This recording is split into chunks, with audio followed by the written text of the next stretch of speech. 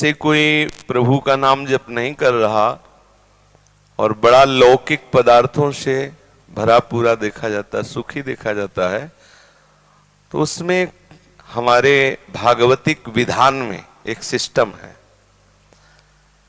जो भगवत मार्ग से विमुख आचरण, पापाचरण, अधर्माचरण करता है और आपको सुखी नजर आ रहा हो तो उसके बहुत थोड़े पुण्य हैं। उनको भुगाने के लिए पहले हमारे संविधान, भागवतिक संविधान में उसके पुण्य नष्ट कर, क्योंकि जब उसे दुख मिलेगा तो पुण्य उसका सहयोग कर देगा, इसलिए पहले उसके सहयोगी का नाश किया जाता है। उसका सहयोगी जो सुकृत है उसको दे दिया गया। अब वो पापाचरण में और उन्मत्त हो गया। अब उसके वो सुकृत चल रहे, इसलिए उसे जुकाम भी नहीं होगा। अब वो सोचता है कि कुछ नहीं, कोई निर्णय नहीं, कोई भगवान नहीं, मनमानी पापाचरण करो, खूब मौज से रहो, और वो सुकृत उसके नष्ट हो रहे हैं। और जिस दिन उसके सुकृत नष्ट हुए फिर मिटिया मेट होते हुए देखा है। शास्त्रों का विधान तो है ही, हमने देखा है। एक ठाकुर रामबली सिंह जमींदार आसपास बंदूक लेके चलते, ऐसा बच्चापन में उनको देखा हमने।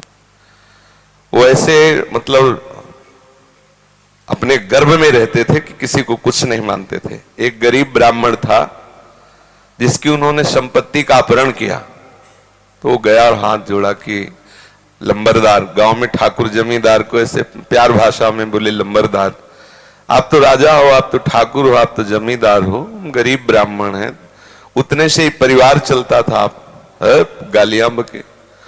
उन्होंने पैर छुआ ब्राह्मण ने ऐसे और रो दिया और वापस आ गया। जानते हो आज उनके कुल में कोई पानी देने वाला नहीं। कुछ ही दिनों में बड़ा लड़का भयंकर कैंसर से बीमार हुआ, मर गया।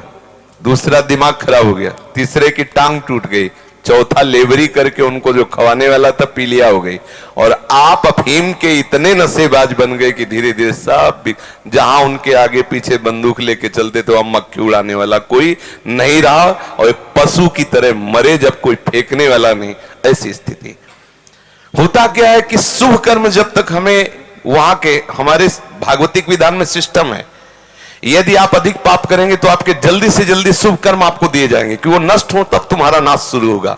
और जब आप भागवतिक कार्य करते हैं तो देख लिया गया ना कि आप संभल रहे हो, तो आपको कोई बाधा ना पहुंचा सके, इसलिए आपके जो पाप कर्म है उनको फेंक दिया गया कि उधर से खाली करो।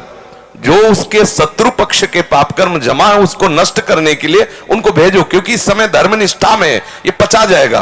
तो उसके पाप कर्म आते हैं और धर्म में प्रबल होकर के उन पाप कर्मों को भोगता है, धर्मात्मा बन के चलता है। जिस दिन उसके पाप नष्ट हुए वो सुकृत और ये वर्तमान के सुकृत मिल गए, उस दिन जय हो जाती, उसकी कोई पराजय सजयती, त्रिभुवन में उसकी जय जयकार हो जाती है और उस पापात्मा का ऐसा नाश होता है, कोई पानी देने वाला नहीं मिलता।